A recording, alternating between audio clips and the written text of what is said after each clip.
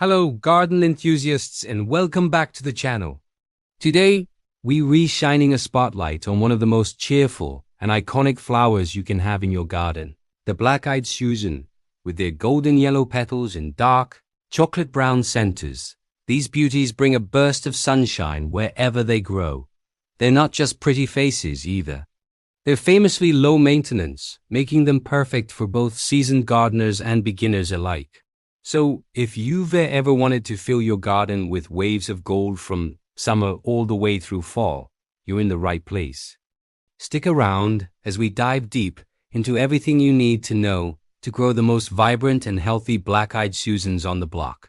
First things first, let's talk about where to plant them. Black-eyed Susans, or Rudbeckia hirta as they're officially known, are true sun worshippers.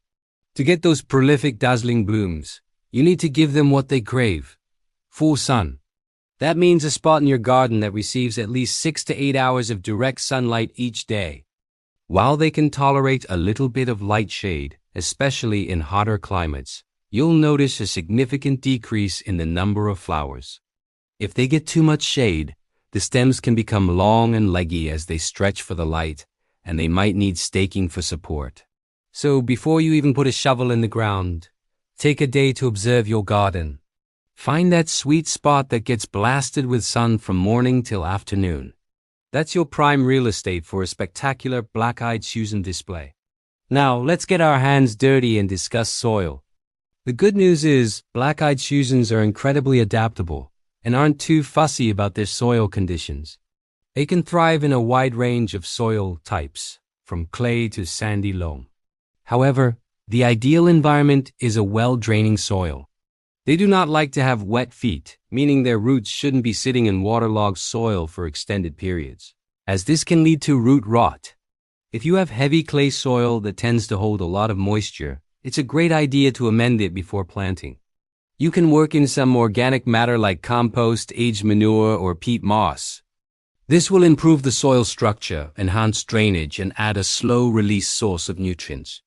A soil pH that's neutral, somewhere between 6.0 and 7.0, is perfect. But again, they aren't very demanding. The key takeaway here is drainage. Ensure water can move freely through the soil, and your black-eyed Susans will be very happy campers. All right, your spot is chosen and your soil is prepped. Let's talk about watering. This is where many new gardeners can get a little anxious, but it's simple with black-eyed Susans. Once they are established, they are impressively drought tolerant. This is one of the reasons they're such a low-maintenance favorite. However, established is the key word. When you first plant them, whether from seed or as young plants from a nursery, they will need consistent moisture to help their root systems develop.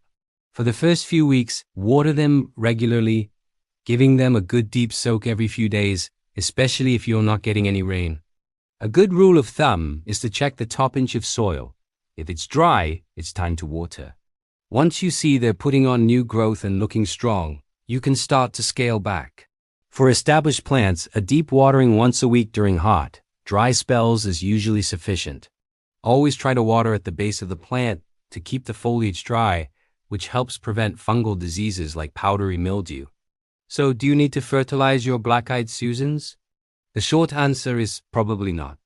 These are native wildflowers, and they're adapted to thrive in average soils without a lot of extra help. In fact, over-fertilizing can be counterproductive. If you give them too much nitrogen-rich fertilizer, you might encourage a lot of lush, green, leafy growth at the expense of the flowers. Nobody wants that. We're here for the blooms. If you've prepared your garden bed with a good amount of compost before planting, that's often all the nutrition they'll need for the entire season. If you have particularly poor, nutrient-deficient soil, you can apply a balanced, slow-release granular fertilizer in the early spring as new growth begins. But honestly, less is more.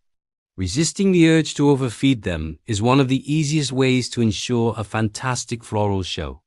They are a perfect example of a plant that truly thrives on a little bit of neglect. Let's move on to one of the most satisfying parts of caring for flowers: deadheading. This is the simple process of removing the spent, faded blooms. For black-eyed Susans, Deadheading is a fantastic practice that serves two main purposes. First, it keeps the plant looking tidy and clean, preventing it from appearing messy with old brown flower heads. Second, and more importantly, it encourages the plant to produce more flowers. When you remove a spent bloom, you're tricking the plant. Its main biological goal is to produce seeds for reproduction. By removing the old flower before it can set seed, you're telling the plant, hey, your job isn't done yet. This signals it to redirect its energy into creating more buds and more flowers, effectively extending the blooming period well into the fall. It's a simple task. Just use a pair of clean pruning shears or even just your fingers to snip off the flower stem down to the next set of leaves.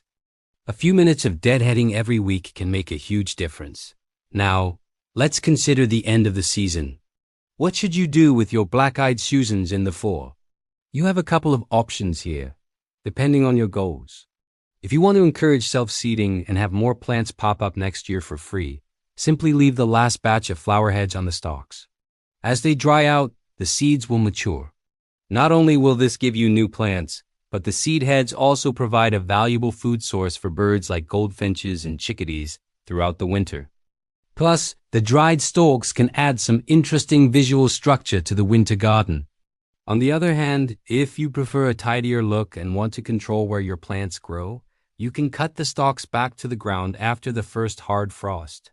This cleans up the garden bed for winter and can also help prevent any potential diseases from overwintering. On the old plant material, there's no right or wrong answer. It's all about your personal preference for your garden's aesthetic and ecosystem. Let's touch on pests and diseases. The great news continues. Black-eyed Susans are generally very robust and resistant to most common garden problems. They're not a top target for deer, which is a huge plus for many of us. However, no plant is completely immune. The most common issue you might encounter is powdery mildew. This looks like a white, dusty coating on the leaves and can occur in humid conditions or when plants are overcrowded with poor air circulation. To prevent this, give your plants enough space when you plant them, about 18 to 24 inches apart. Also, remember to water at the base of the plant, not on the leaves. If you do see powdery mildew, you can often treat it with a simple homemade spray of 1 tablespoon of baking soda and a half teaspoon of liquid soap in a gallon of water. Occasionally, you might see aphids, but these can usually be managed by spraying them off with a strong jet of water or by introducing beneficial insects like ladybugs. Let's discuss propagation, which is how you can get more of these wonderful plants. As we mentioned, black-eyed Susans are excellent self-seeders. If you let the seed heads mature in the fall, you'll likely be rewarded with new seedlings the following spring. You can then transplant these seedlings to other parts of your garden or share them with friends. You can also collect the seeds yourself. Once the flower heads are dry and brown, just shake them into a paper bag. Separate the tiny black seeds from the chaff and store them in a cool, dry place until you're ready to plant next spring. For perennial varieties of Rudbeckia, you can also propagate them by division. Every 3 to 4 years, the clumps can get quite large. In the early spring or fall, you can dig up the entire clump. Use a sharp spade or knife to divide it into smaller sections, making sure each section has roots and shoots, and then replant them.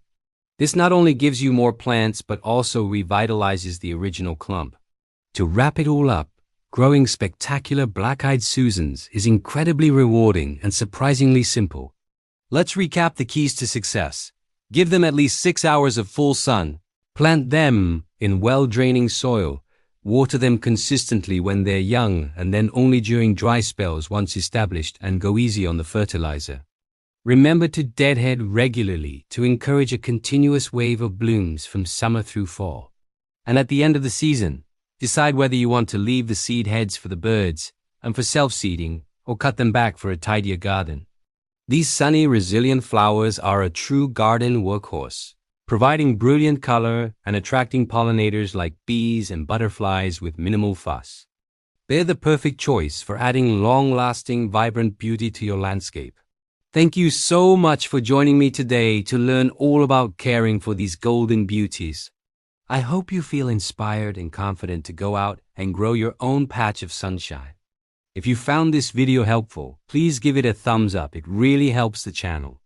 And for more gardening tips, tricks, and plant showcases, make sure you hit that subscribe button and ring the notification bell so you never miss an update.